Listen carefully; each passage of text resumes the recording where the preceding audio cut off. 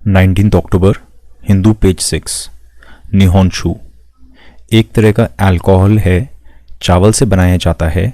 Japan में पहली बार Japan ने किसी चीज़ के जीआई टैग के लिए अप्लाई किया है, वो है निहोंशु। जीआई टैग देने वाली रजिस्ट्री चेन्नई में है। Hindu page 6। Places in news. Garo, Khasi, Jaintia ये हिल्स मेघालय में हैं।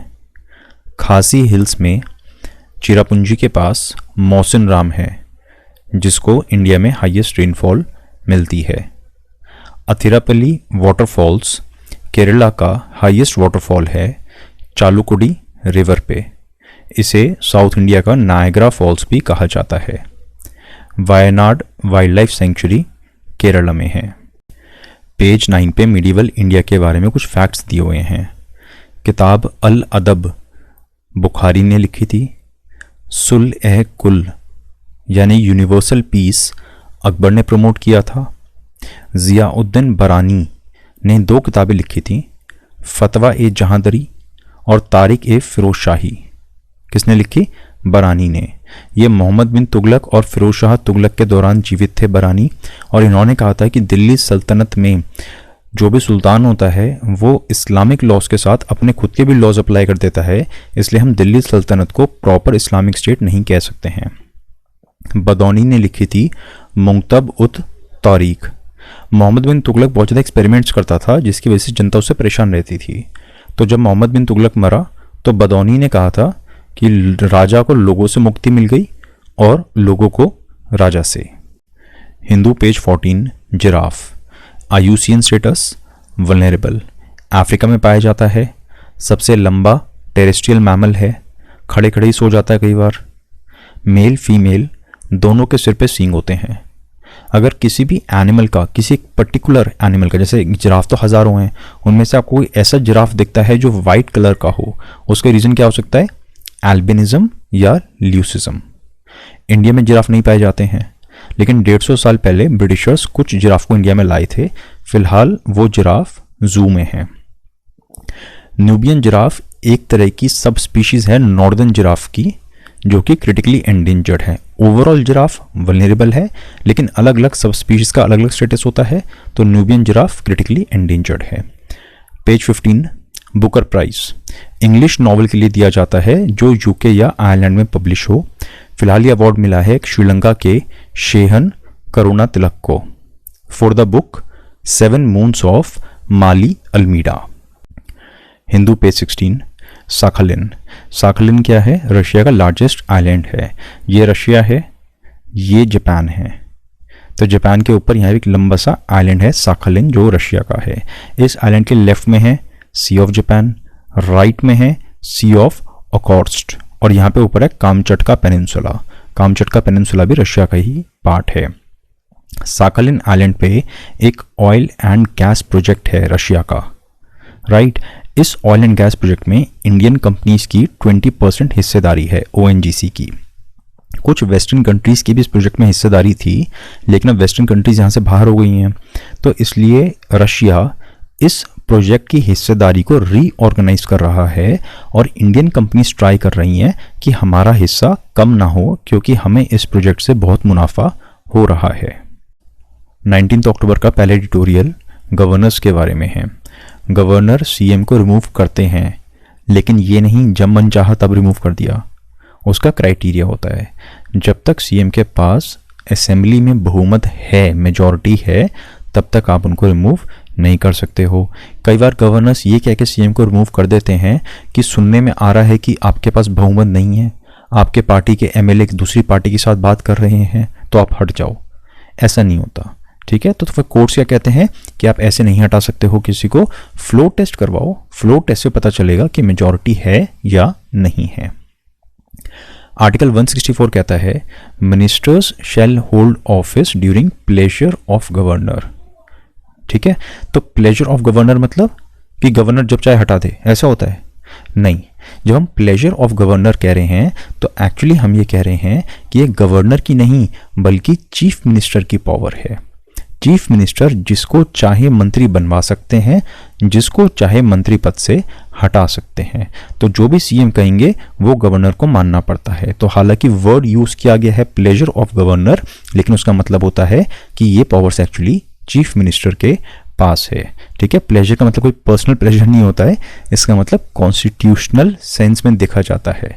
कॉन्स्टिट्यूशन के हिसाब से सीएम की एडवाइस पे ही गवर्नर एक्ट करते हैं। तो कॉन्स्टिट्यूशन में ऐसा कोई भी प्रोविजन नहीं है जिसके तहत गवर्नर जब चाहे किसी भी मंत्री को हटा दें। गवर्नर्स कभी कभी पैरेलल पावर सेंटर की तरह एक्ट करते हैं। ठीक है, तो देखो कॉन्स्टिट्यूशन के हिसाब से जनता एमएलए चुनती है, एमएलए से सरकार बनती है ना। एंड गवर्नर्स को जो भी एक्शन करना होता है उसके लिए ऑप्शन दिए होते हैं कॉन्स्टिट्यूशन में कि जब कोई बिल आता है या तो साइन कर सकते हो या उसको आगे फॉरवर्ड कर सकते हो प्रेसिडेंट को या रिकंसिडरेशन के लिए भेज सकते हो। तो जो जो ऑप्शन कॉन्स्टिट्यूशन में दिए हैं आप सिर्फ वही काम कर सकते हो। कॉन्स्टिट्यूशन में हालांकि इन एक्शंस के लिए कोई टाइम फ्रेम नहीं दिया हुआ, तो कई बार गवर्नर्स क्या कहते हैं कि भाई टाइम तो दिया है नहीं, डेडलाइन नहीं दी तो हम ये काम करेंगे ही नहीं, फिर फाइल पे बैठे रहते हैं। तो ऐसा नहीं होना चाहिए। जब कॉन्स्टिट्यूशन कहता है कि आपके पास चार ही ऑप्शन है तो आपको उन चारों में से ही कोई ना कोई ऑप्शन अपनाना पड़ेगा। स्टेट यूनिवर्सिटीज बनाई जाती हैं स्टेट गवर्नमेंट के द्वारा। ठीक है ना, स्टेट असेंबली एक लॉ बनाती है, उस लॉ से स्टेट यूनिवर्सिटी बनती हैं एंड उसी लॉ में लिखा होता है कि इस यूनिवर्सिटी के चांसलर होंगे इस स्टेट के गवर्नर। अब क्योंकि गवर्नर को यूनिवर्सिटी का चांसलर स्टेट असेंबली ने बनाया है, तो यानी कि स्टेट असेंबली अगर चाहे तो ये सिस्टम खत्म भी कर सकती है, उसकी मर्जी। स्टेट असेंबली चाहे तो यूनिवर्सिटी का चांसलर गवर्नर को ना बना के चीफ मिनिस्टर को बना सकते हैं, इसमें कुछ गलत नहीं है ना। और कॉन्स्टिट्यूशन में तो ऐसा कुछ लिखा भी नहीं है। इसीलिए पंची कमीशन ने भी कहा था कि जो सिस्टम है, जो प्रथा चली आ रही है कि गवर्नर्स को स्टेट यूनिवर्सिटी का चांसलर बना दिया जाता है, उस सिस्टम को खत्म करना चाहिए। पॉकेट विटो 6 अक्टूबर के एडिटोरियल में डिस्कस था एंड गवर्नर हमने क्लास 30 में पढ़ा था। दूसरा एडिटोरियल नेशनल सिक्योरिटी के ऊपर है। ठीक 60 साल पहले इंडिया चाइना वॉर शुरू हुआ था 1962 में। उस वॉर से हम आज क्या चीज़ें सीख सकते हैं? पहली सीख ये है कि कभी कभी कोई नेता ऐसा होता है हमारे देश का जिसकी ग्लोबली इमेज काफ़ी अच्छी होती है, वो इस तरह से अपने आप को प्रेजेंट करता है कि अरे वाह ये तो बहुत ही पावरफुल नेता है।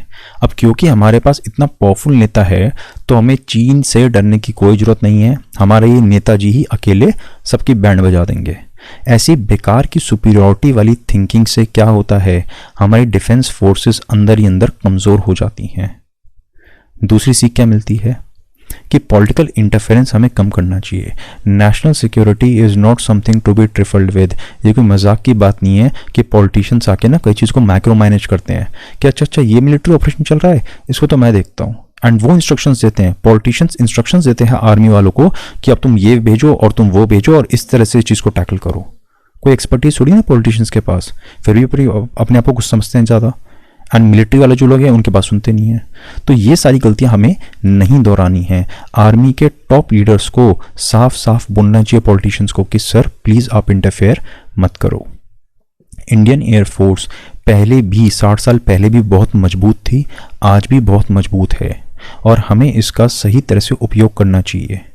फॉर एग्जाम्पल, कई लोग इस बात को कहते हैं कि अगर 1962 में हमने इंडियन एयरफोर्स के फाइटर जेट्स का यूज़ किया होता तो शायद हम वो जंग जीत जाते, लेकिन हमने इनके फाइटर जेट्स का यूज़ नहीं किया था।